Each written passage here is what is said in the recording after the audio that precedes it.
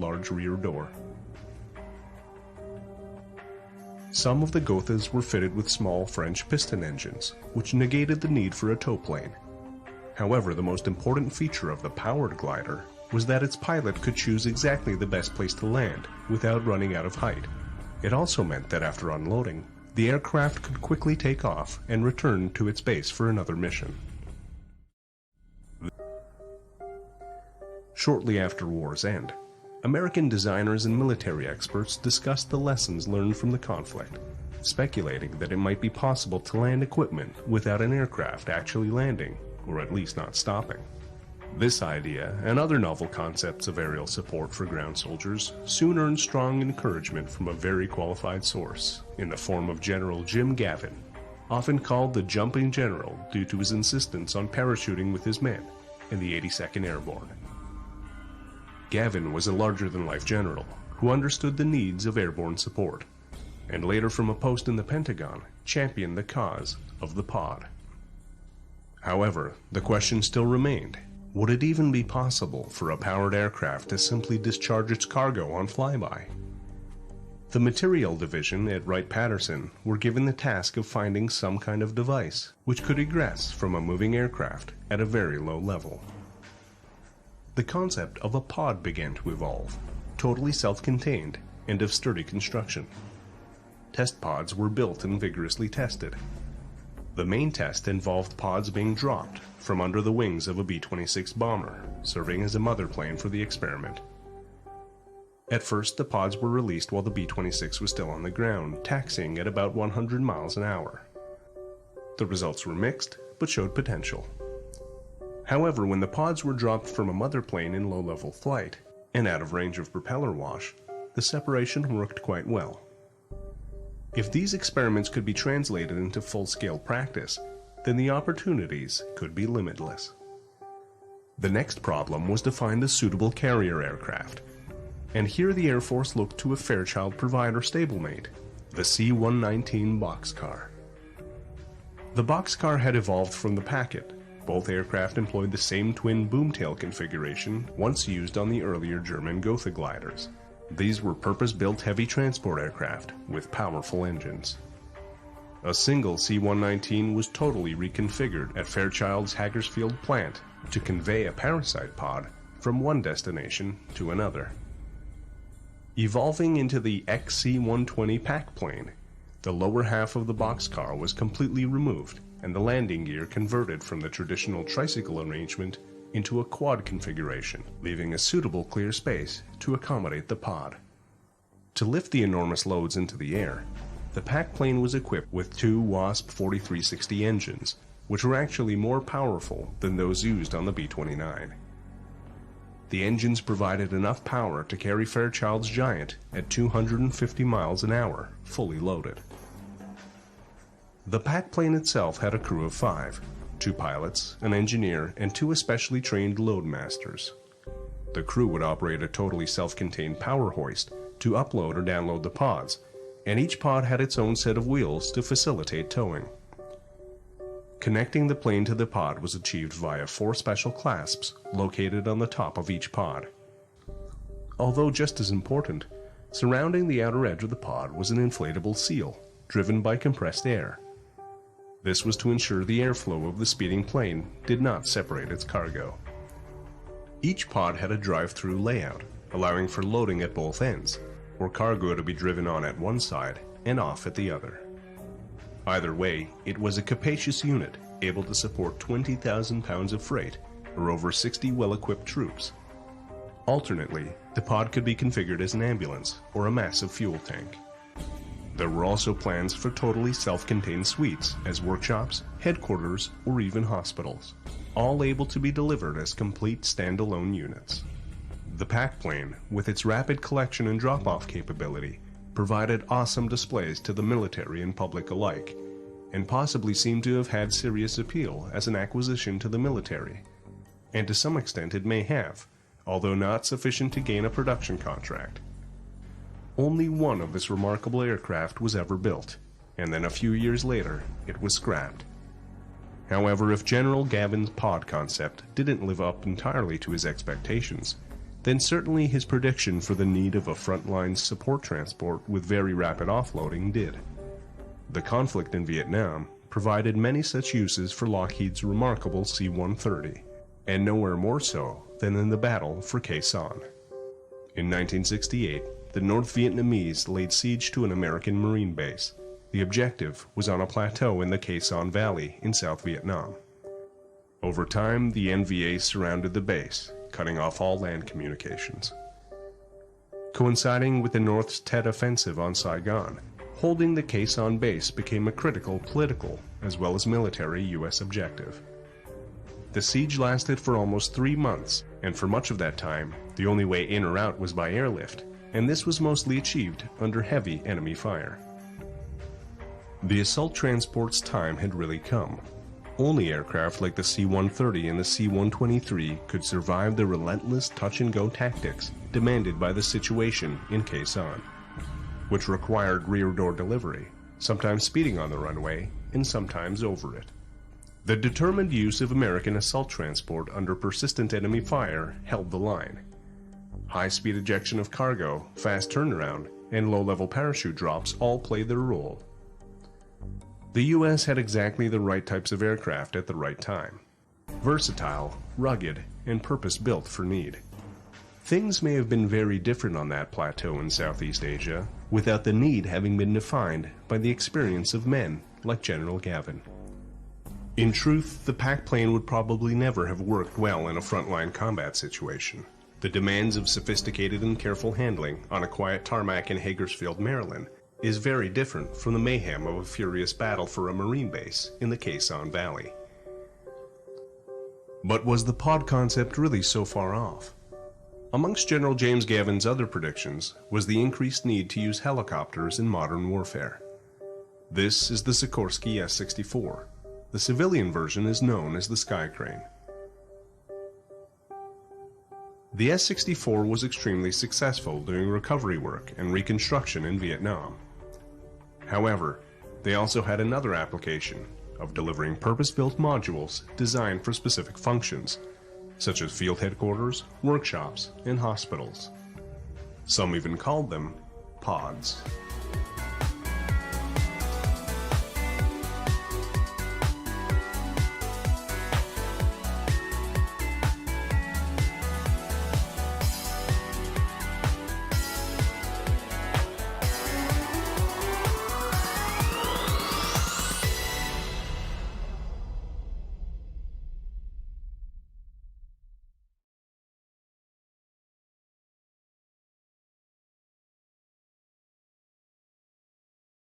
One of the largest and mightiest transports in the world, a concentration of unusual technical solutions, and the biggest American military aircraft that has been in service for 50 years. Hello aviators, Sky here, and today we will get acquainted with the Titan that doesn't really need an introduction, and try to figure out how a military transport aircraft could become the godfather of half of modern civil aviation. Today on the runway is the Lockheed C-5 Galaxy.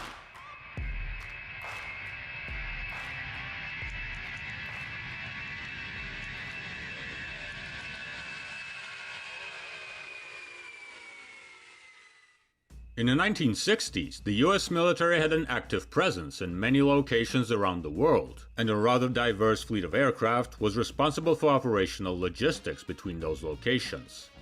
The leader was the Douglas C-133 Cargo Master, a large turboprop transport capable of lifting as much as 50 tons of cargo and taking it to the right place. The plane at its time was a champion, but not without problems. It absorbed a lot of innovations, but many of the ideas of aviators were not realized in it. The turboprop engine was reliable, but limited the flight speed to 280 knots, approximately 520 kilometers per hour. Quite enough for small transports, the C-130 is proof of this, but for a long-range strategic aircraft, not so much. The military, having gained experience with various aircraft, came to the conclusion that it was time to abandon half measures and acquire jet transports. The C-135 Stratolifter appeared in the flock. Good aircraft, but limited in capabilities, another half measure. A complete solution in 1963 was the Lockheed C-141 Starlifter. Its carrying capacity was less than that of the Cargo Master, but the speed was already decent, and its reliability and flexibility were much better. The problem was in the insufficient volume of the cargo compartment. The cost for speed was a narrow fuselage. But this satisfied the military. The C-141 didn't have to be a giant, and it successfully served in its niche for many decades. But the C-133 did not make it as a giant at all. Its advantage, the size and carrying capacity, quickly became insufficient. The equipment was getting larger and heavier. This was felt even stronger after the appearance of information about the Soviet An-22, also a turboprop but much larger. It became obvious that in order to effectively fulfill all strategic requirements, a faster, larger, and more spacious aircraft was needed. Much larger and much more spacious.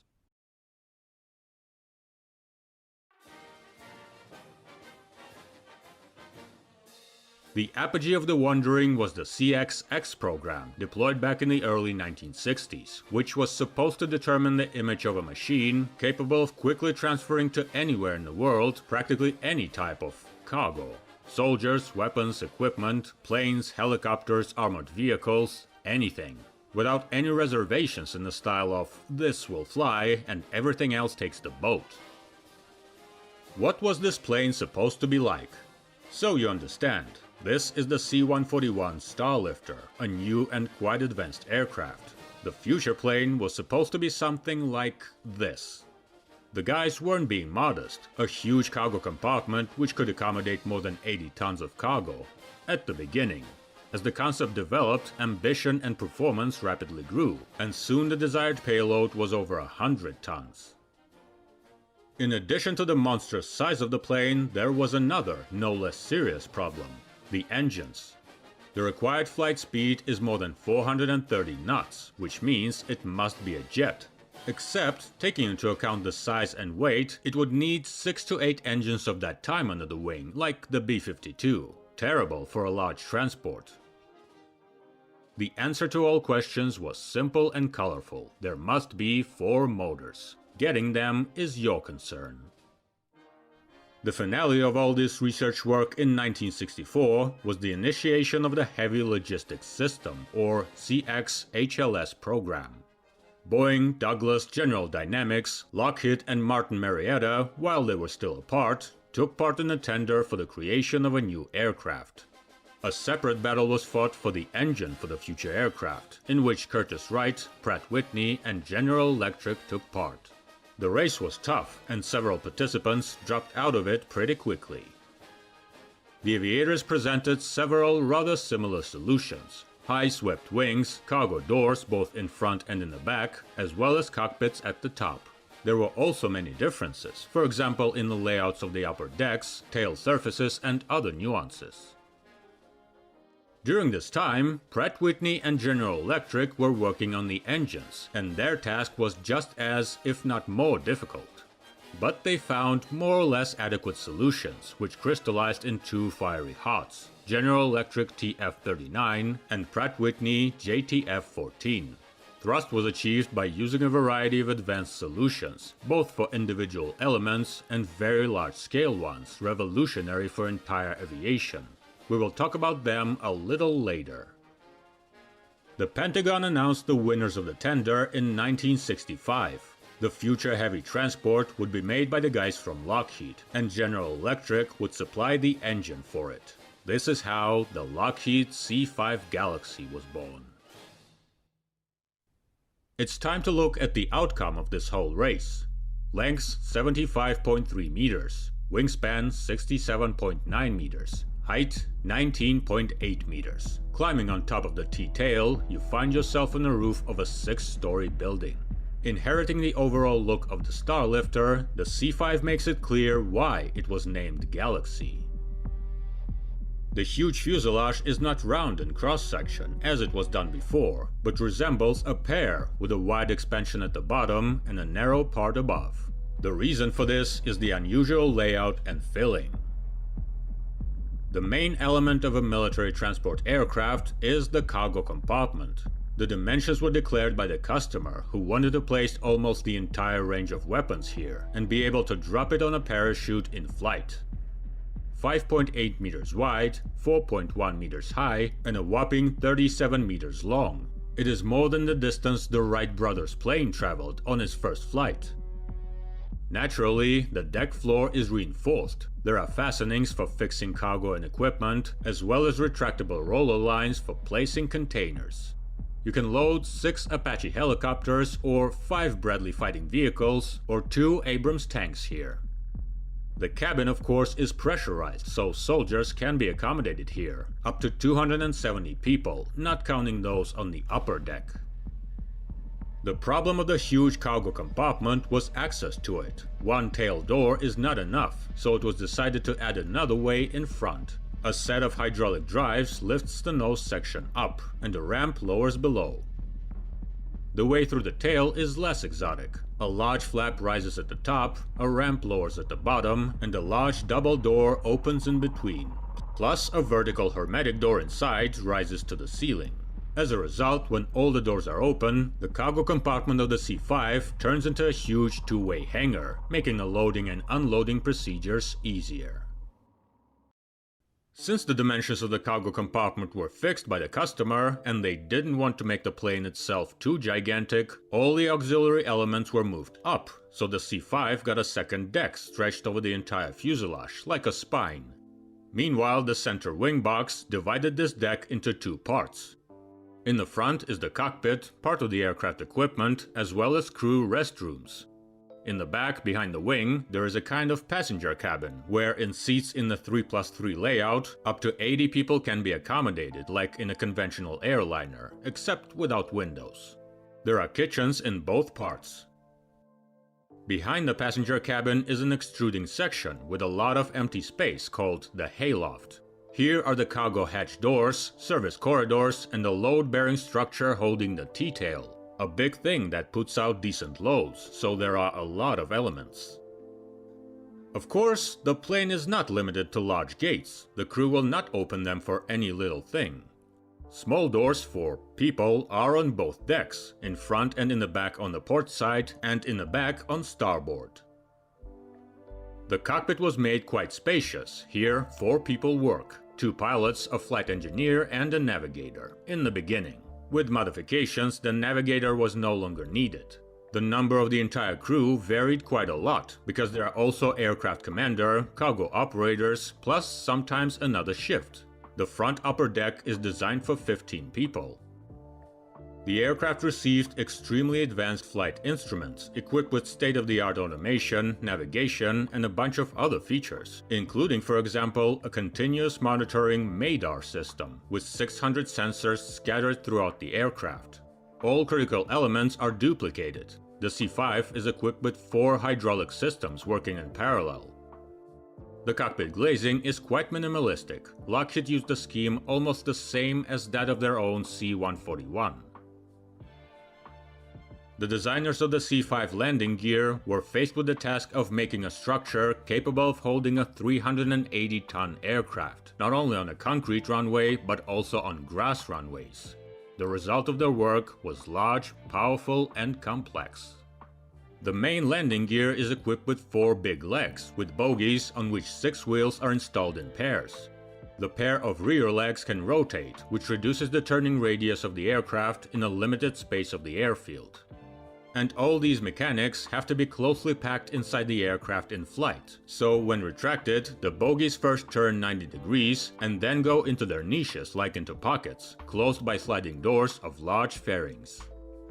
The steering nose landing gear is also not without nuance, with a single leg and a bogie with 4 wheels in a row. Meanwhile, the nose of the aircraft is narrowed, so the niche of the leg forms a small hump, and the doors do not swing open as usual, but move to the sides. In addition, the landing gear has a kneeling function. The main gear legs contract, lowering the fuselage. The front leg is partially retracted, and the plane, in a way, lies down on its belly. In this position, loading and unloading operations are greatly simplified. The landing gear does its job. The C-5 works quite efficiently in, let's say, a wide range of conditions. It took 28 large wheels for all this, but it seems to work. It even managed to fly to Antarctica. One of the most difficult tasks, which as we will see later, Lockheed solved not immediately, was the wing. The C-5 combines enormous size, equally enormous mass, and high flight speed, and aviators had to create a design that could withstand an incredible operational load. The Galaxy's wing has a span of 67.9 meters and an area of about 580 square meters, which is 2 times the wing area of the Boeing 707. In this parameter, it was second only to the Hughes' Hercules. To accomplish this task, it was necessary to apply all available technologies and solutions. The wing mechanization is highly developed. Each console has a slat extended almost to the tips. On the trailing edge, there is a group of 12 separate retractable flaps, separated by powerful drive pylons. And on top, there are also 12 spoilers, plus of course large ailerons. It looks complicated, but it was necessary for more precise control, reducing loads, and improving takeoff and landing performance. If you think that a heavy, wide-body transport the size of a building is a serious challenge, you haven't seen the engines yet. In the early 1960s, aviation jet engines were already quite decent and were actively used, with diameters up to 1.5 meters and temperatures in front of the turbine reaching as much as 900 degrees Celsius. The bypass scheme already existed, allowing a slight increase in thrust, saving fuel. The bypass ratio was about 1.4 to 1. Any engine builder of that time would say that this is quite decent. Improve the performance by 15% and there's a new generation for you. But we know what the new aircraft required, and the engine builders, seeing these requirements, decided to innovate, putting it politely. But in fact, they totally went Breaking Bad. Let's look at the General Electric TF-39. The main step towards a breakthrough in thrust was to increase the volume of air passing through the bypass duct, which became physically much larger. The challenge here was to create a much larger fan that would be capable of pulling and holding serious loads. The pressure increased even more due to the installation of the second fan. A slightly smaller one was placed in front of the main one. A bonus was the flaps along the radius of the air intake, feeding the engine at low speeds. The task was completed. The bypass ratio reached 8 to 1. 8. Of course, this was not enough, and almost everything was a breakthrough. The overall pressure ratio jumped from 15 for conventional engines to 25 here. Operating temperature 900 degrees Celsius, you say? Now you get 1370 degrees. This may not be very impressive in our time, but in the 1960s it was simply incredible. General Electric put all the technologies they could into the engine. The latest materials and alloys, cooled blades, sophisticated controls, everything. Thrust? The fiery heart of the C-141, the TF-33 engine, delivered just over 90 kilonewtons. The TF-39 on the C-5 was capable of 193 kilonewtons, more than twice as much.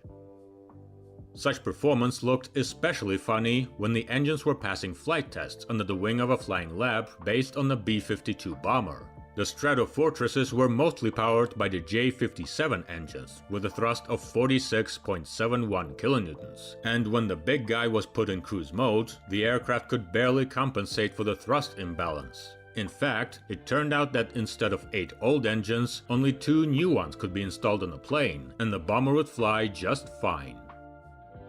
To the big C-5, this power plant gave exactly the performance that was needed. The aircraft had a cruising speed of around 450 knots, 850 km per hour, and a service ceiling of around 10-11 km. Average for a large jet, but certainly much better than turboprops. Considering that the landing distance of the aircraft had to be made as short as possible, the engines received a powerful cascade-type thrust reverser mechanism in the 1960s. On the ground, of course, no one wants to disturb these monsters. To provide energy at the airfield, an auxiliary power unit is used. 2 APU units are installed in fairings below, just behind the niches of the main landing gear.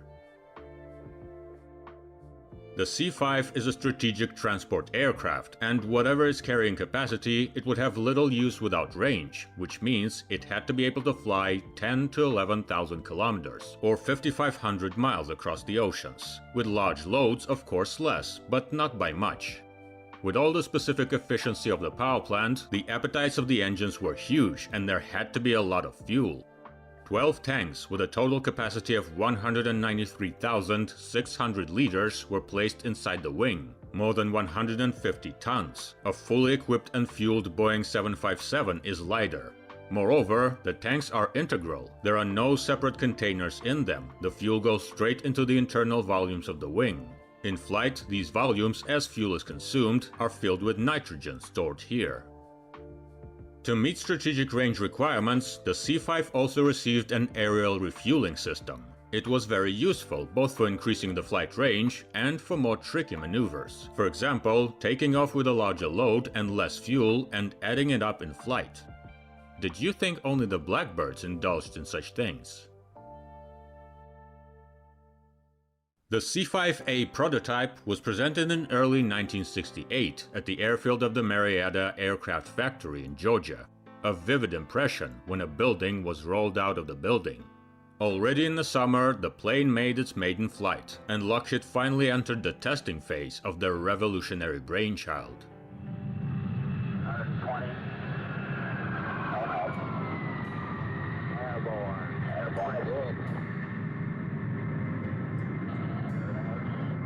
Good. The work was carried out quite vigorously, and the first serial C-5A Galaxy began to be transferred to the military at the end of 1969. As soon as the C-5s entered service, they were immediately thrown into action. The Vietnam War was in full swing.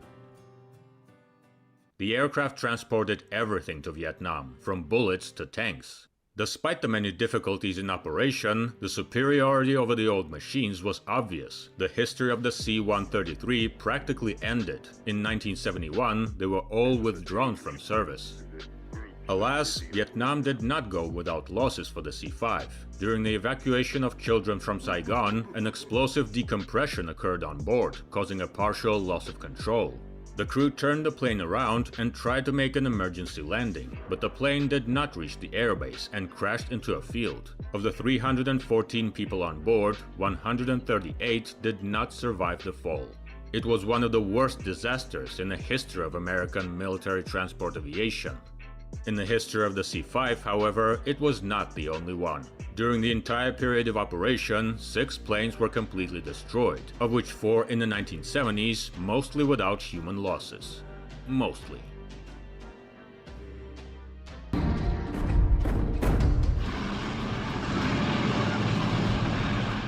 Another large-scale transport story of those years was Operation Nickelgrass, when the group of C-5 and C-141 supplied Israel with weapons during the 1973 Yom Kippur War.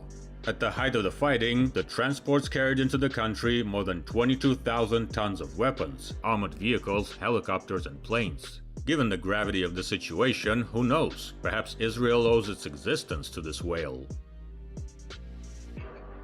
Such operations, on one scale or another, were carried out by the C-5s quite actively and are still being carried out. After a couple of decades of wandering, the Pentagon nevertheless found a normal military transport.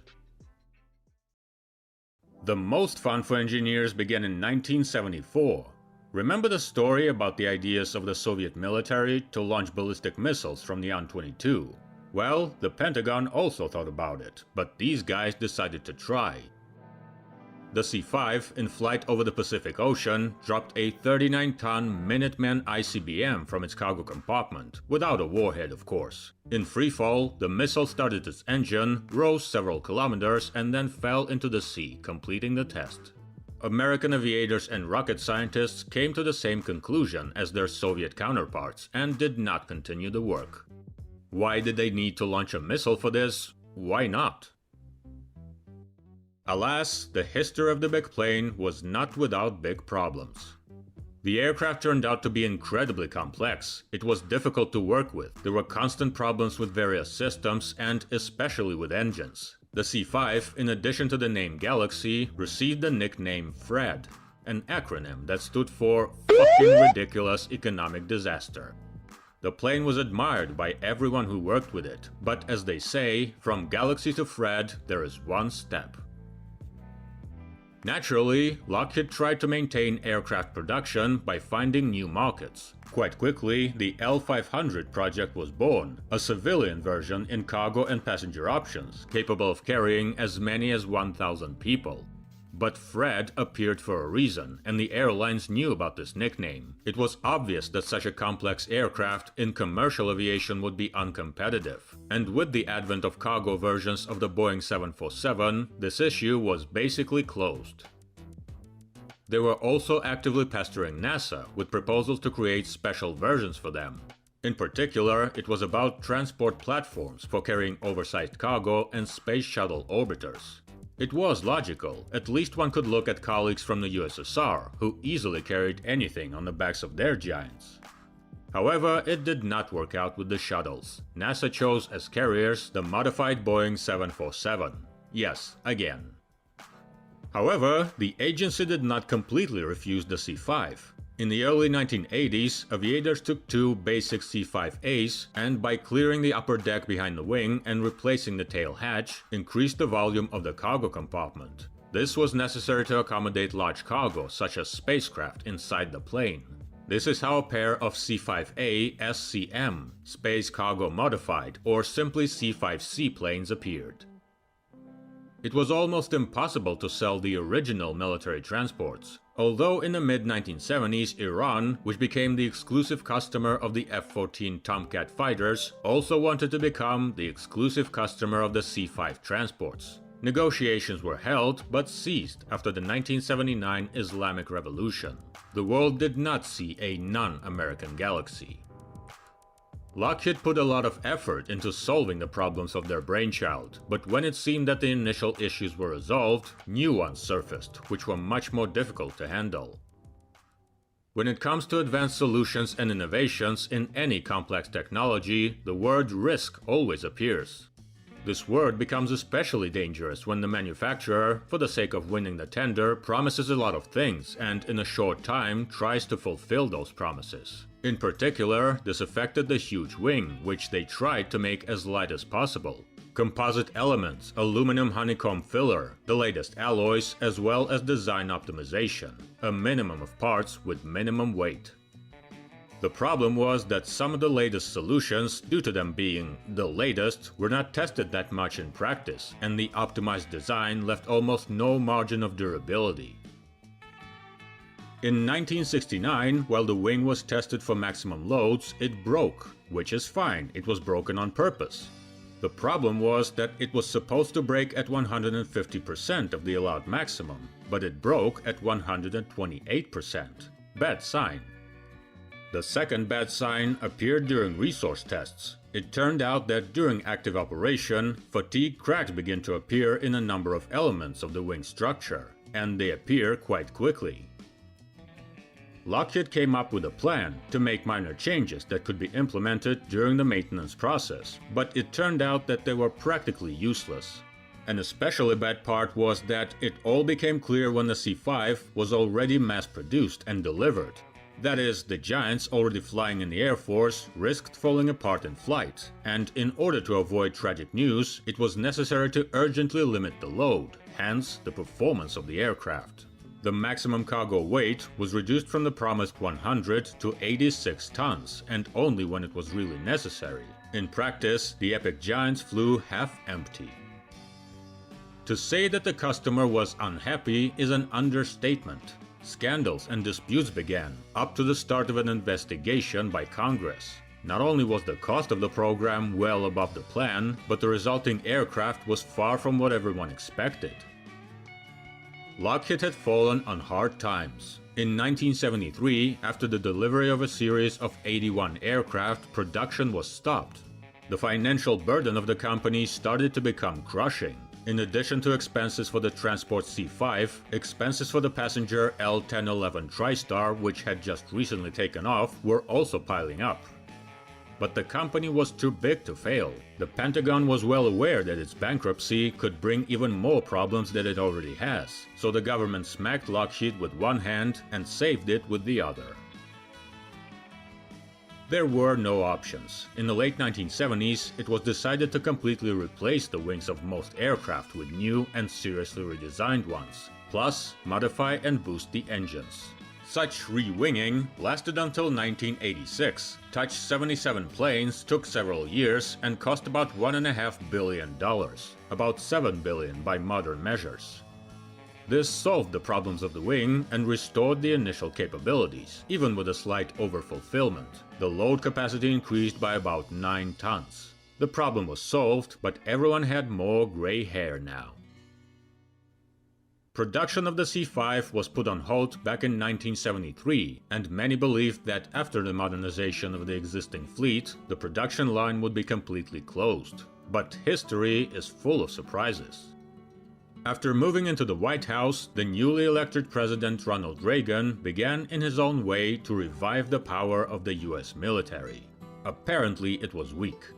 The C-17 Globemaster III program was still in its very early stages, while the revamped C-5 seemed to be quite decent. In addition, in the Soviet Union, its main counterpart, the heavy transport An-124 Ruslan, or the NATO name Condor, took to the skies. Being close in design, it surpassed the C-5A in a number of specifications. Those who wanted to revive and modernize the Lockheed giant received another argument in cabinet disputes.